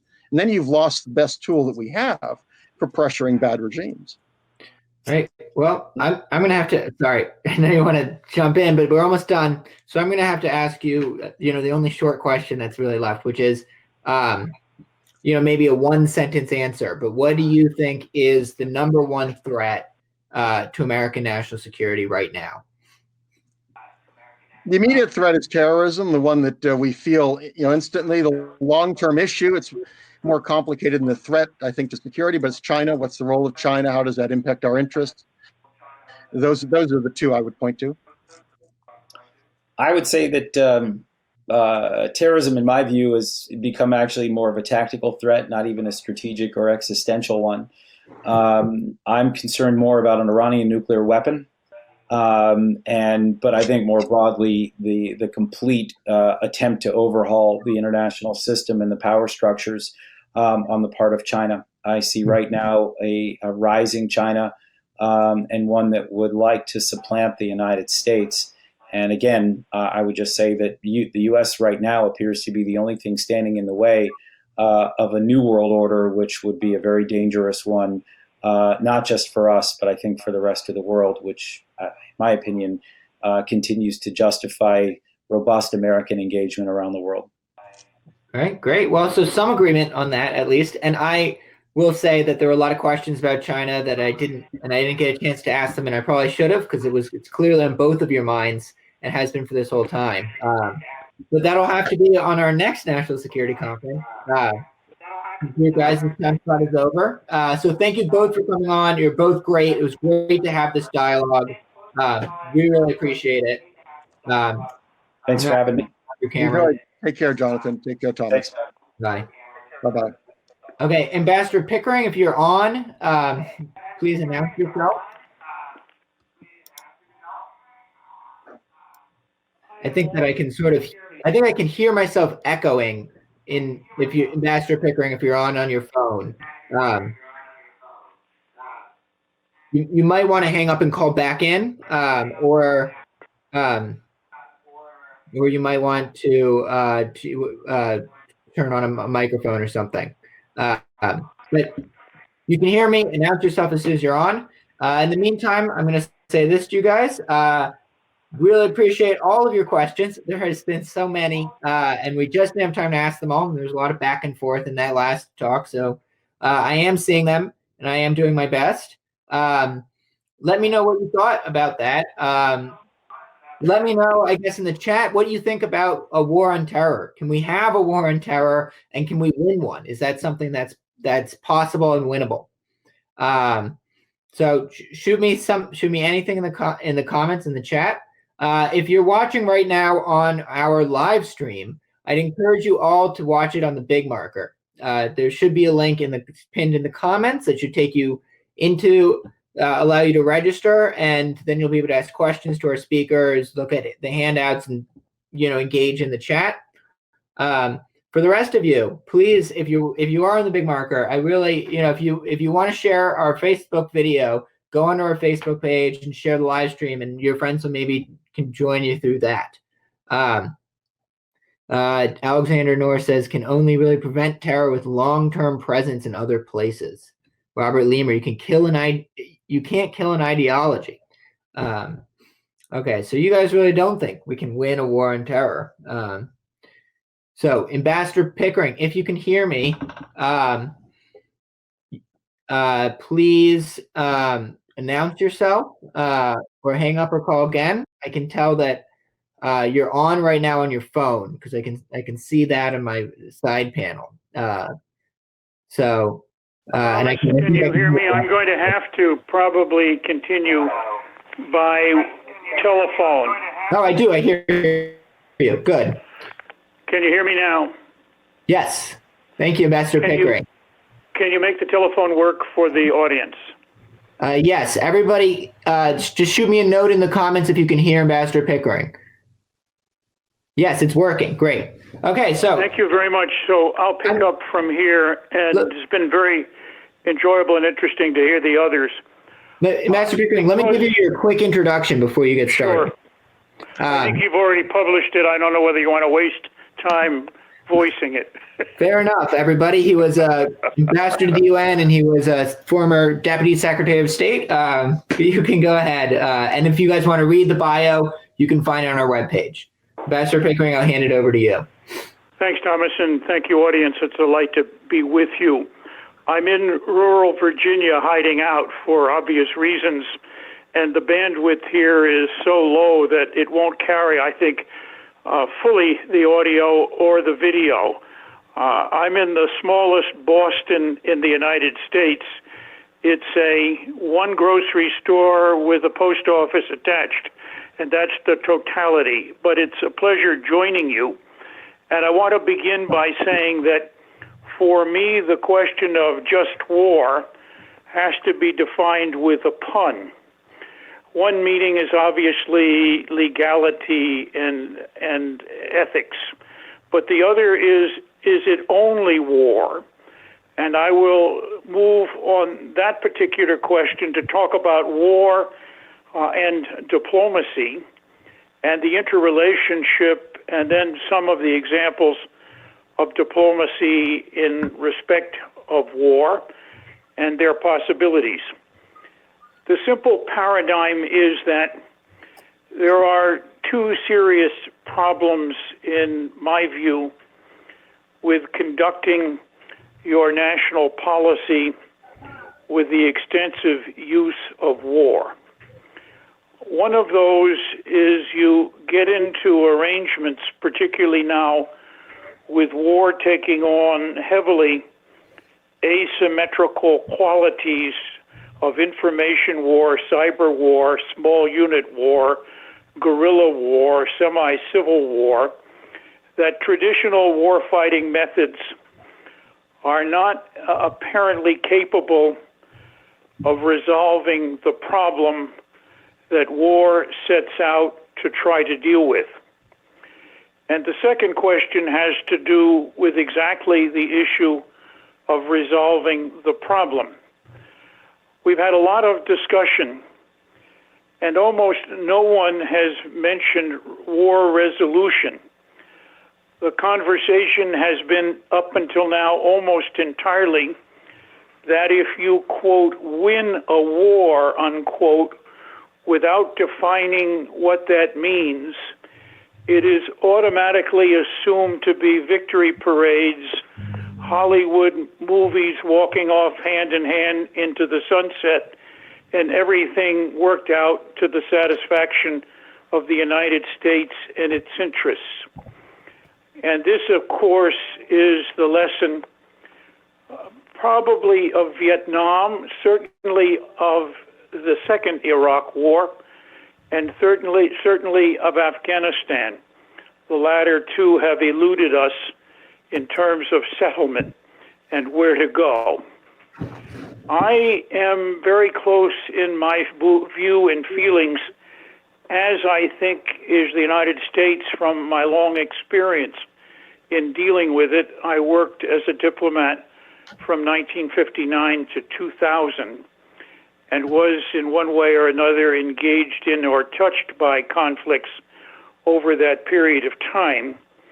And I have found that the increasing tendency on the part of the United States to use military conflict as a substitute for diplomatic engagement, particularly wars of choice, is a difficult and perhaps in many ways misleading approach to dealing with the problem.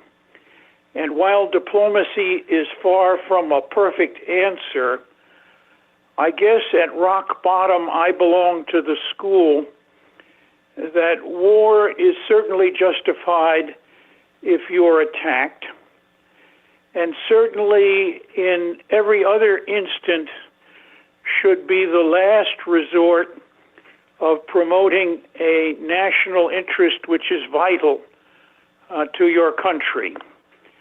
And many years ago, Harry Truman was asked by a reporter what he thought were the vital interests of the United States, and he defined those as only two: survival and prosperity. And I tend to think that that's correct. And I think as a result, if one examines the wars in which we have been engaged, certainly following the Second World War, there is a very strong sense that we have gone to war for what are clearly high order, but secondary interests, if you accept the Truman definition of what's vital. One could add to that definition perhaps the survival of our allies, to whom we are committed in a formal and serious way.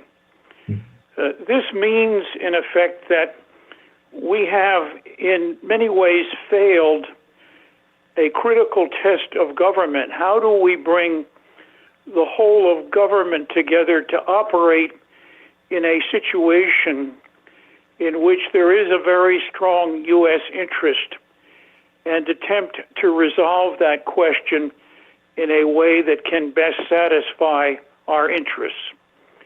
And here I would suggest that diplomacy first has to be tried, not only tried, but I believe exhausted in trying to find an answer to the question. And lest you fall immediately into the great school of disbelief about diplomacy, that it is a feckless and somewhat wonkish and somewhat wimpish exercise, I ask you to cast your mind at least to one example of where it had been very, very important to work diplomatically to resolve a problem. And that came not only as a result of the Cuban Missile Crisis, but the realization that we had following that crisis, in a growing time of the revelation of some of the examples of what defined that crisis, that we had to find a way with the Soviet Union to build stability and security into the position we had for each other, based around mutually assured destruction, because a failure in that particular element of activities would have meant clearly a very large chance of total destruction of each other and most of the globe with it. And it was not either fathomable or acceptable that we should, in fact, get into that kind of a problem. And we used diplomacy in serious ways to build stability into the confrontation. We even, at the end, flirted with the idea that perhaps we could find a way eventually to have a zero weapons situation with respect to nuclear armament in the world. Many think it's illusory and beyond the possibility, but it certainly deserves further consideration. And one side comment is that in the present set of circumstances, the junking of the agreements that we have worked out over the years has not been, in my view, either stabilizing or reinforcing our security, but putting us in a much more difficult situation. It does not mean that all diplomatic endeavors will be inevitably crowned by success in avoiding the movement toward military conflict, but it means they must be tried. And in a whole of government situation, while we have talked in the discussion today about the steps toward finding ways to avoid conflict, the number of these is perhaps larger than what we have seen. For example, sanctions do and can provide some support in that direction, as we have seen, at least in part, with South Africa, as we have seen, I think, strongly in part with Iran. Despite much of the difficulties that attend those sanctions, there has been a segue toward targeted sanctions, which seemingly avoid some of the problems of punishing the society for the ills of their government as a way to bring things around. And those are the weaknesses of sanctions we need constantly to be aware of. We have not, I think, worked very well to find out how and in what way things like military deployments and military activities short of engaging with the other party might also reinforce diplomatic solutions. And I think those approaches can and ought to be used if one can find, as it is important to do, the avoidance of having them lead to an immediate outbreak of a conflict.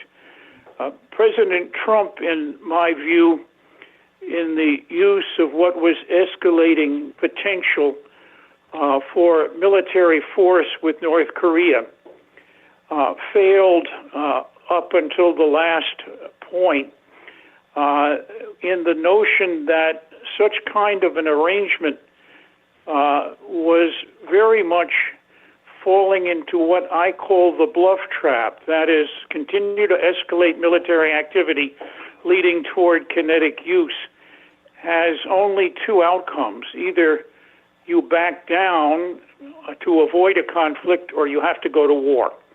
However, there is a formula in between that I think increasingly needs to be looked at, and that is the formula where you are engaged in communicating diplomatically, where you are engaged hopefully in a negotiating process to try to resolve the problem, and where some of that reinforcement of your diplomacy through military activities short of kinetic action can be useful in breaking ties and bringing about resolution.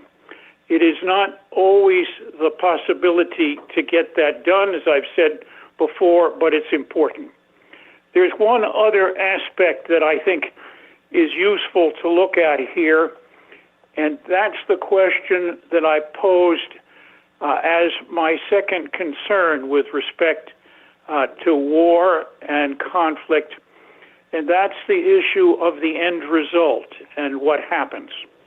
We have seen that victory on the battlefield, with the possible exception of the Second World War, where we spent between 4 and 5 years in military occupation of our enemies, particularly Germany and Japan, to help to build a new situation, and where clearly almost total destruction was the end result of the military conflict. There has not been a situation in which we have been able to translate a combat victory into the political arrangements which are necessary to define the post-conflict future. And these are important. The military activity alone, without diplomacy in the post-conflict period, also loses sight of the fact that if you do not move to structure the outcome on the basis of combat victory, you do not, in that sense, have the option of determining what winning means. It is basically the end result of the situation on the ground. We are not very good at nation building. We are not a colonial country, which is essentially what nation building from the outside means.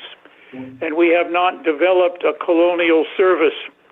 And despite the fact that there were enormous pressures, both from the civil side of the government and from the military side of the government, particularly in the second war with Iraq and in Afghanistan, to do that, that did not eventuate nor has it, in fact, clearly made a significant difference with respect to the outcome, which is another question as to why we should look at military conflict, particularly in wars of choice, as being amenable to the support of and the promotion of our national interests. Finally, it is clear, and we have talked about this, that war has taken on a number of different aspects. I defined a moment ago some of those as asymmetrical.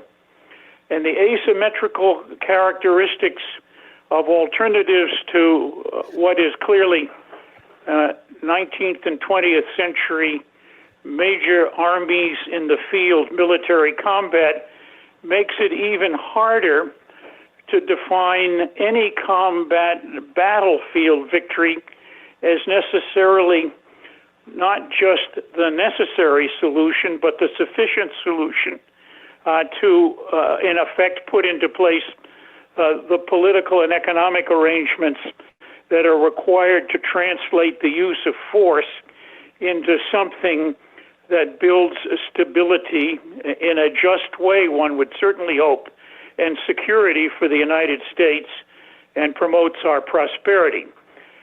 These are, in many ways, the challenges that we have to meet today. There is, just to wind up here in a few minutes, at this point, a clear effort in the United States to attempt in one way or another to downgrade and make, put it this way, less effective the elements that diplomacy requires to be part of how and in what way one can translate the use of that method or system for avoiding conflicts and still promote national interests. Some of those have taken the form of indeed dismissing senior experienced people from the State Department without cause, under assumptions that if you're a professional diplomat, you somehow have become or are subservient to the party not in power. Secondly, slowing down the intake of people who are obviously those individuals who will grow to be the diplomatic experts of the future, and that takes often years. A serious lack of capacity to have continuous training and education for American diplomats. A undermining, if I would put it this way, of our overseas capacity to use assistance in its many fashions to provide us with the building blocks that are necessary to make diplomacy work. And perhaps most serious, in my humble view, is the fact that the U.S. has somehow managed to eschew world leadership in a way that is attempting to promote something we would call America First, when indeed world leadership is a primary definition of America First, and it means engagement around the globe. It means the really tedious, demanding, but highly important effort of building coalitions of friends and supporters among allies, friends, and others. And finally, a deep sense that foreign policy has, in a number of cases, and I would mention Iran, Russia, North Korea, and increasingly, we heard at least echoes of this in the previous discussion, China. And even where, in fact, we have serious differences, demonization of the other side is not an adequate method of promoting United States interests. And many world leaders over history have made it clear, crystal clear, that you have to make peace with your enemies. And being able to do so means you have to have communication with them, however much you may seriously disagree with what they do and how they are doing it. And while these are hard sometimes to promote in a country that has developed in many ways its own feelings about right and wrong and others, much of it in the sporting context, unfortunately, where the other side in sports contests can do no good, has been in some ways deeply negative in affecting America's outlook toward diplomacy and how to go ahead. My final points will be only to say the following.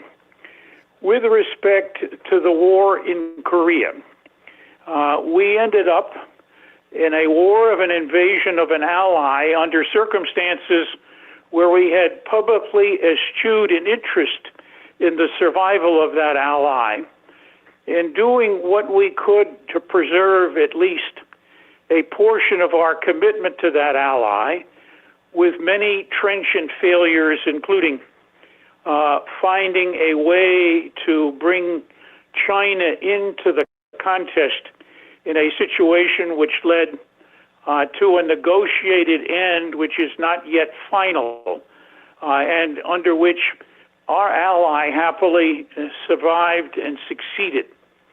That Vietnam, a conflict I got to know well from the civilian side, was a tragedy in many ways, much of it based on the notion that we had to engage in conflict with communists wherever we, in one way or another, found them, although in Eastern Europe, in Eastern Germany, in Hungary, and in Czechoslovakia, we failed to do that, not necessarily to our long-term disadvantage.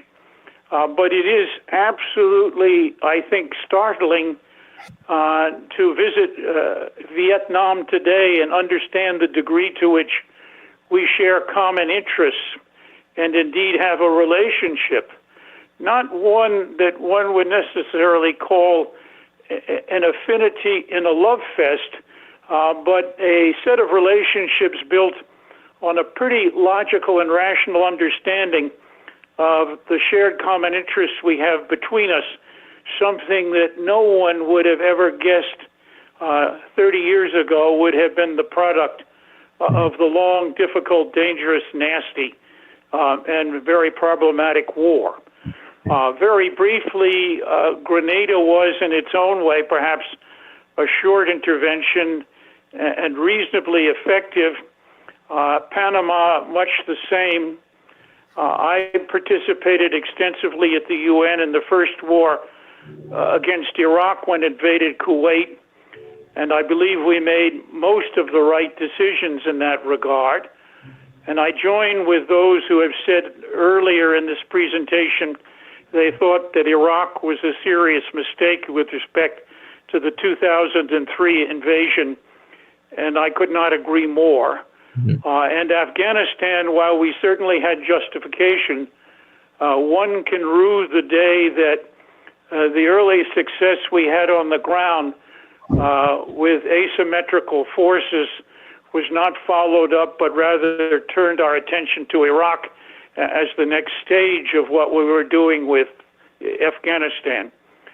Two things with respect to Afghanistan. I had the honor of participating with the former foreign minister of Algeria in leading some 8 years ago a group to talk about how and in what way we should move to negotiations in Afghanistan. We failed utterly then, in part because the military did not believe we had yet achieved a strong enough position. And we see, in effect, that the weakness which we now have to use to proceed from is not an enticing proposition. And the second point is that I've heard constantly, as I have briefed senior military officers about this subject, that we're in Afghanistan, one, because we cannot in any way at all have another repetition of an attack on our homeland from Afghanistan, failing to recognize that in Somalia, in Iraq, and in Syria, among other places, if that particular conclusion holds true, we should, of course, be engaged in military occupation in those areas to prevent similar bases for attack against the United States. And the second conclusion I heard was from a former Secretary of Defense that we have to be in Afghanistan in case we have to go to war against China. And I leave that for what I think you all will conclude on your own about it.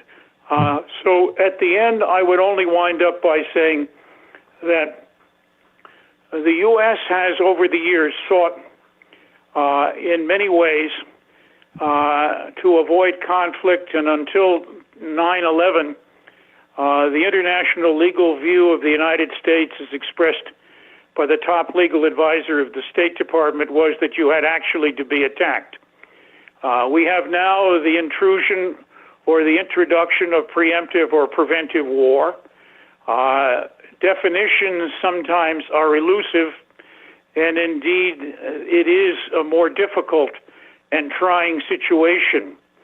I would be more comfortable if we had a clearer view of how to deal with that, but I don't think it exists, and it's one of the many uncertainties in international relations today that we will have to contend with. Secondly, I would strongly prefer that we reserve the use of military force for defense of the United States, its survival, as Harry Truman said, but that is not necessarily going to be easy to parse, but it is significant. And finally, I do think we have to make greater use of diplomacy, but I'm not an objective commentator on this, having spent most of my career engaged in that particular activity. But I commend it to you at least as something that is a useful alternative for avoiding an immediate jump into conflict. And Thomas, I'll turn it back over to you. Great. Okay. Well, thank you. It was a great talk. We're very honored to have you on, Ambassador Pickering. Couple questions. I'll lead with a question from my younger brother, Alex. He asks, to what extent does vilification of Islam hurt U.S. foreign policy? I think, Alex, that vilification of anybody, particularly if it is exaggerated and becomes the only dominating theme of American thinking with respect to others, whether it is religious, ethnic, national, or otherwise, introduces the ideology of prejudice in a situation in which logic and rational thinking is critically important to find an effective answer to the problems we have with those we would like to vilify. Vilification is, in my view, a weak response to a serious threat, but a response that in many ways allows us to betray our own interests and our own efforts, in fact, to promote those interests. Great. Thank you. So next question is from John Salcida. He asks, how do we fix U.S. problems with the UN Security Council, the WTO, WHO, etc.? If you think there are problems with the UN Security Council. John, no question, there are problems with the UN Security Council. When I represented the United States between 1989 and 1992 in New York at the UN, the Cold War ended, and I had a feeling that it would have been an important innovation for us to have adopted and introduced into the Security Council limitations on the use of the veto, which I thought were roughly consistent with the thinking of the people who wrote the UN Charter in 1945. And one of those suggestions was that In the negotiation for any resolution in the Security Council, the permanent 5 members would agree, with the exception of at least a very clearly demonstrable threat to their own national interests in their own territory. They would agree to abstain unless 3 of the 5 members of the Security Council felt they had to veto. This is a qualified idea that has been adopted in one case by France and others. And then I thought that such an idea could be made palatable to the members of the Security Council by its introduction in a stepwise fashion, so that this particular idea would apply in the first instance only to cases of stopping genocide, but after that might be moved to cases where you wanted to stop the proliferation of nuclear weapons, and then finally to state aggression against another state. And I felt that at the end of the Cold War, we had an opportunity to do this.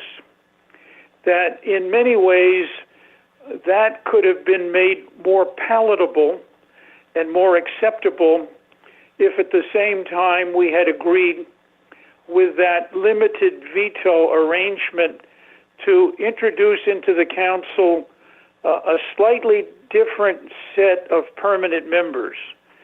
Perhaps India, perhaps Japan, Germany was mentioned, but I had a strong feeling that over the years, the European Union should become the seat holder for Europe in the Security Council, and that 1 veto rather than 3 from Europeans was sufficient to represent their interests. This, unfortunately, is pretty far from where we are now.